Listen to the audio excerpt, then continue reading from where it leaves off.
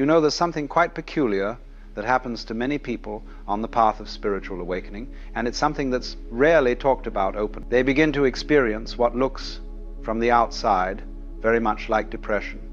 They lose interest in things that once excited them. They feel disconnected from people around them. They experience a kind of flatness, a lack of motivation, a sense that nothing really matters anymore. And naturally they worry. They think, have I made a terrible mistake? Has my spiritual practice broken something in me?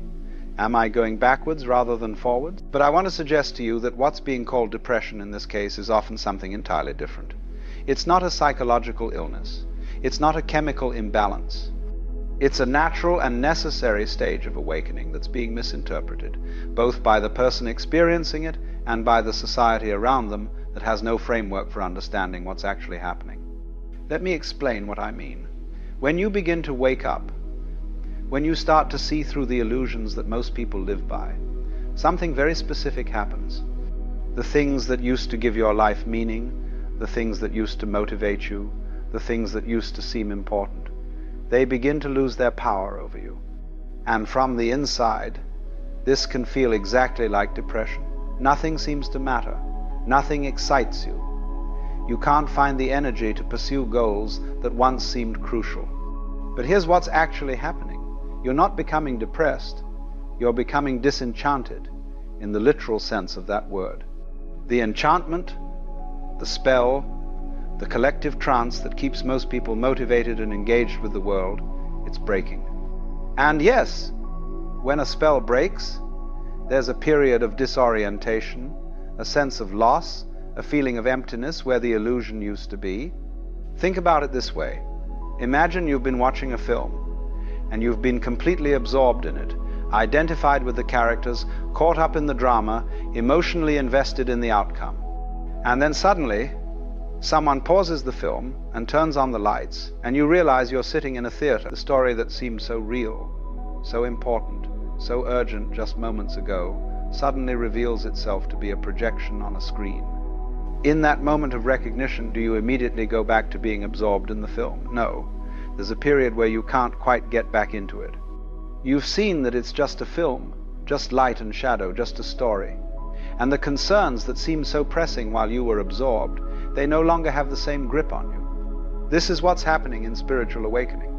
You've seen that the story you've been living, the drama you've been caught up in, the goals you've been pursuing, they're part of a collective fiction, a shared dream that humanity has agreed to take seriously.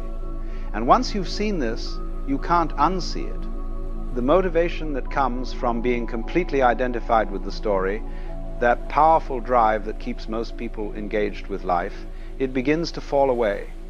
And this looks like depression. You're not excited about your career anymore because you've seen that the whole career game is just that, a game with arbitrary rules and imaginary prizes. You're not excited about accumulating possessions because you've recognized that things can never actually fulfill you. You're not excited about impressing people because you've understood that the self you were trying to impress them with is itself a construction, a performance, not something real. So yes, from the outside, from the perspective of a society that measures well-being by how enthusiastically you participate in its games, you look depressed, you've lost your motivation. You're not pursuing success with the same vigor. You're not as concerned with what people think of you. You're not as driven by the usual desires and fears.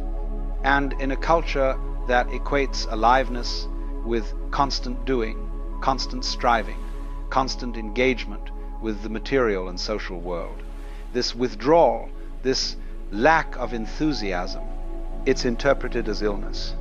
But here's what they're missing. This phase, this period of what looks like depression, it's actually a kind of death. Not physical death, but ego death. The constructed self, the false personality that you've been maintaining, that you've been defending, that you've been trying to improve and perfect and make successful, it's dying. And death, even the death of something that was never real to begin with, involves grief. It involves a sense of loss. It involves a kind of darkness.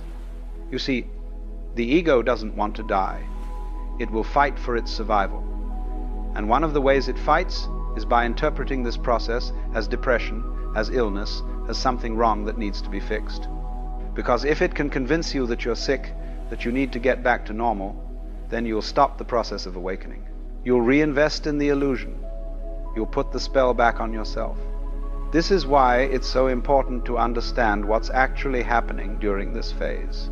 You're not sick. You're in transition. You're in the space between two worlds. You've left the world of illusion, but you haven't yet fully entered the world of awakened awareness. You're in the gap, the void, the darkness between what was and what will be. And yes, this is uncomfortable. Yes, this is disorienting. But it's not pathological. It's transformational. Let me tell you what's happening beneath the surface during this phase.